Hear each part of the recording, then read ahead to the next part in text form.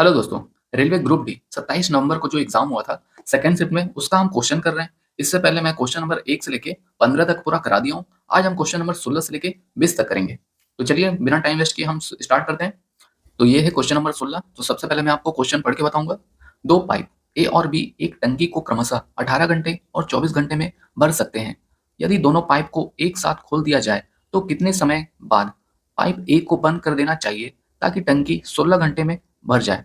तो ये है समय और कार्य से ही रिलेटेड टंकी का क्वेश्चन, नल और टंकी। तो यहाँ पे ए और बी पाइप नल है, मतलब ए और बी दो नल है।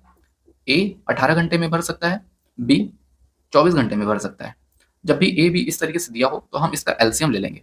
तो इसका एलसीएम आ जाएगा 24 या 72। तो ये जो 72 है ये टंकी का कैपेसिटी मान सकते हो आप।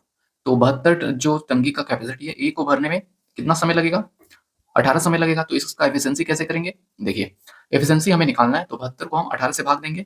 तो ये आएगा 18 तिया 36, सॉरी 18 दूनी 36, 18 तिया 54, 18 चौक 72। उसी से बी का एफिशिएंसी हम निकालेंगे, मतलब कार्य क्षमता हम बोल सकते हैं। तो 72 को हम भाग देंगे 24 से, तो ये जाएगा 3 बार में। तो ये है एफिशिएंसी।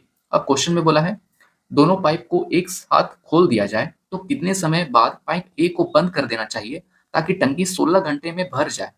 तो 16 घंटे में भरना है, तो 16 घंटे बाद ए को बंद कितना देर करना चाहिए? तो ए को बंद करना चाहिए, तो बी कितनी समय में भर सकता है? 16 घंटे में चालू रहेगा। 3 इसका क्षमता है, तो 16 तिया 48। तो बी भर लेगा 16 घंटे में 48 जो टंकी का कैपेसिटी है। अब 72 में से 48 को हटा देंगे, 12 में से 8 गया 4, 6 में से 4 गया 2। अब ये जो 24 बचा है, मतलब अब 72 में से 48 बी भर लिया, 24 बचा है, 24 भरेगा ए भरेगा। तो ए का एफिशिएंसी 4 है, तो इसको हम भाग दे देंगे 4 से, तो ये आ जाएगा 4 6 24। तो ए भरेगा 6 घंटे में। क्वेश्चन में पूछा भी यही था कि कितने समय बाद पाइप ए को बंद कर देना चाहिए। तो पाइप ए को 6 घंटे में बंद कर देना चाहिए। तो क्वेश्चन का आंसर आ जाएगा ऑप्शन डी। तो ये है क्वेश्चन नंबर 17। तो सबसे पहले मैं आपको क्वेश्चन पढ़ के बताऊंगा। दो ट्रकों की चाल का अनुपात 7:4 है। तेज चाल वाले ट्रक द्वारा 196 किलोमीटर की दूरी तय करने में लिया गया समय दूसरे ट्रक से 7 घंटे कम है। धीमी चाल वाले ट्रक की चाल ज्ञात कीजिए। तो ये है समय और दूरी का क्वेश्चन। तो यहाँ पे क्वेश्चन में दिया है चाल का रेशियो, मतलब स्पीड का रेशियो दिया है 7:4। और क्वेश्चन पढ़ के समझ में आ रहा है कि डिस्टेंस कांस्टेंट है। तो जब भी डिस्टेंस कांस्टेंट होता है, मतलब समान दूरी तय करता है, तो समय का जो रेशियो आता है ये उल्टा हो जाता है, 4:7 हो जाता है। अब देखिए क्वेश्चन में बोला है 196 किलोमीटर दूरी तय करने में लिया गया समय दूसरे ट्रक से 7 घंटे कम है। तो यहाँ पे आप समय देख सकते हैं 3 यूनिट है, क्या है? कम है। और क्वेश्चन में बोला है 7 घंटे कम है। तो यहाँ से 1 यूनिट का मान आ जाएगा, 1 यूनिट का मान हम लिख सकते हैं 7/3। और क्वेश्चन में बोला है धीमी चाल वाले ट्रक की चाल ज्ञात कीजिए। जो यहाँ पे आप देख सकते हैं धीमी चाल का रेशियो ये है 4 और 7 समय। तो यहाँ पे स्पीड का फॉर्मूला होता है, स्पीड का फॉर्मूला डिस्टेंस अपॉन टाइम। तो डिस्टेंस दिया हुआ है 196, समय हमें पता करना है, तो समय यहाँ से निकाल सकते हैं धीमी वाला का। तो ये 7 यूनिट आ जाएगा, 7×7 = 49। तो 7 गुना 7 लिख सकते हैं हम, अपॉन 3। तो ये आ जाएगा धीमी चाल का, मतलब धीमा जो ट्रक है उसका चाल ये आ जाएगा, सॉरी हाँ समय आ जाएगा। तो डिस्टेंस यहाँ पे है 196, इससे हम भाग कर देंगे 7×7, 3 ऊपर चले जाएगा। तो अब ये 7 से काटेंगे, 7×7, 7×2 = 14, 14 और 5 बचा 56 हो जाएगा। तो 7, सॉरी ये 7×8 = 56, फिर 7 से 1 कटेगा, 7×7, 7×4 = 8। तो ये आ जाएगा 4×3। तो स्पीड आ जाएगा 4 तिया 12 किलोमीटर पर आवर। तो ये जो है किलोमीटर पर आवर है, तो ये आ जाएगा ऑप्शन सी। तो ये है क्वेश्चन नंबर 18। तो सबसे पहले मैं आपको क्वेश्चन पढ़ के बताऊंगा। एक वर्गाकार खेत पर 15 रुपए प्रति मीटर की दर से बाड़ लगाने की लागत 18,000 रुपए है। उसी खेत पर 11 रुपए प्रति 100 मीटर की दर से बाड़ लगाने की लागत ज्ञात कीजिए। तो यहाँ पे आप डायग्राम से देख सकते हैं कि यहाँ पे एक वर्गाकार खेत है, ये वर्गाकार खेत है। और यहाँ पे बोला है इसके किनारे पर मतलब बाड़ लगाना है, और इसका मूल्य दिया है 15 रुपए पर मीटर की दर से। तो यहाँ पे पेरीमीटर हमें निकालना पड़ेगा। देखिए यहाँ पे पेरीमीटर निकालने के लिए, मतलब पेरीमीटर को हम हिंदी में बोलते हैं परिमाप। तो परिमाप निकालने के लिए जो टोटल कॉस्ट है 18,000, इसको हम भाग करेंगे 15 से, तो ये पेरीमीटर आ जाएगा। तो 15 दूनी 30, नहीं 15 एकम 15, 3 बचा, 15 दूनी 30 और ये 2 जीरो, तो ये आ जाएगा हमारा पेरीमीटर। अब क्वेश्चन में बोला है उसी खेत पर, मतलब यही पेरीमीटर पर 11 रुपए प्रति 100 मीटर की दर से, मतलब अब रेट हो गया है 11 रुपया, है ना, 11 रुपया 100 मीटर का। तो इसको हम 1 मीटर का हम निकालेंगे, तो ये हो जाएगा 0.111 मीटर रुपए, मतलब 1 मीटर में अब इतना रुपए के हिसाब से हमें रेट निकालना है। तो इसको हम, जो पेरीमीटर है इसको हम भाग कर देंगे पेरीमीटर को इससे, तो पेरीमीटर है 1200 और ये हो जाएगा 0.11। तो इसको हम भाग कर लेंगे तो ये आ जाएगा 0 से ये 0 दशमलव, इसको हम हटा लेंगे दशमलव, तो 2 जीरो ये आ चुका है। यहाँ पे नहीं नहीं दोस्तों माफ करिएगा, ये हम भाग नहीं करेंगे, हमें रेट निकालना है तो गुणा करेंगे 0.11 रुपए पर मीटर से।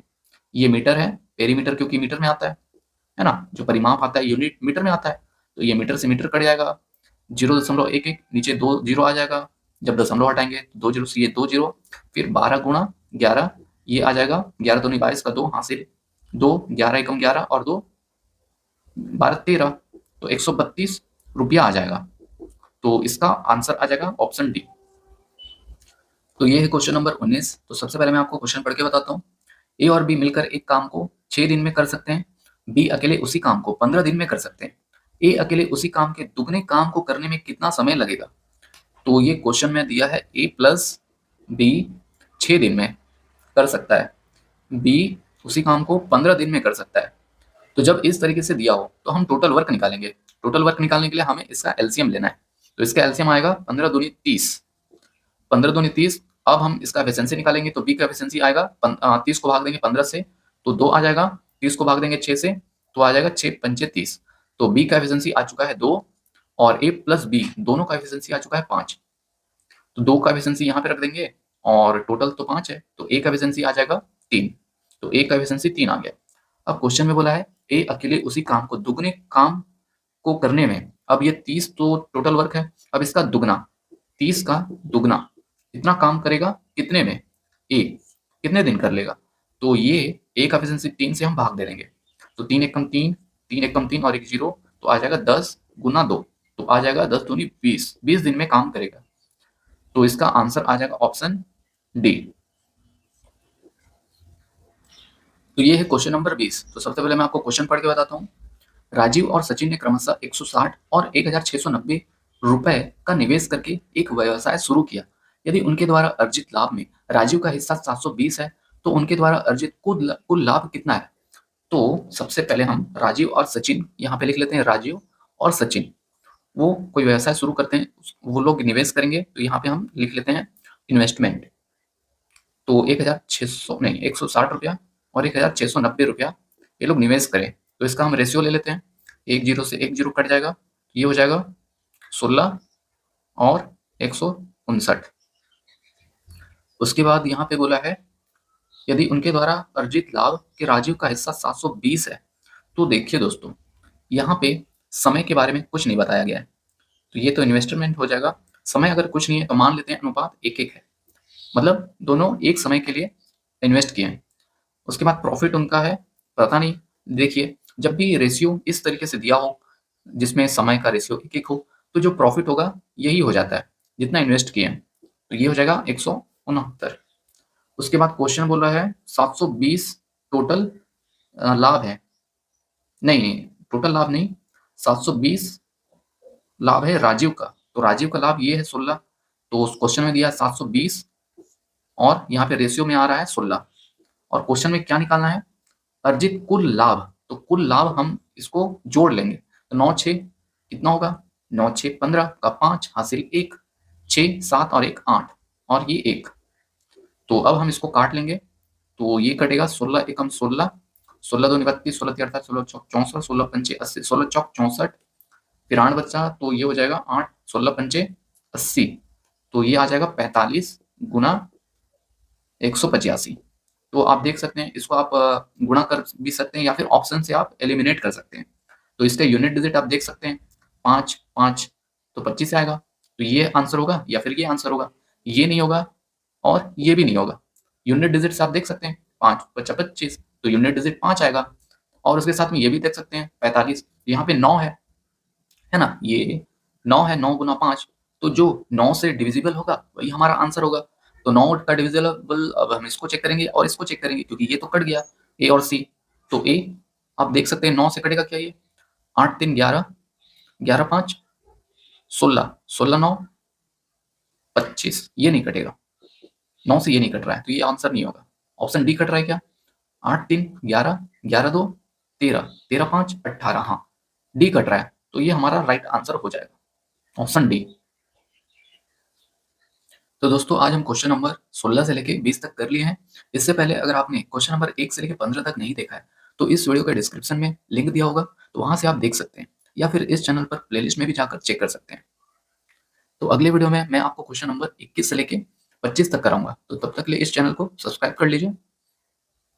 Thank you.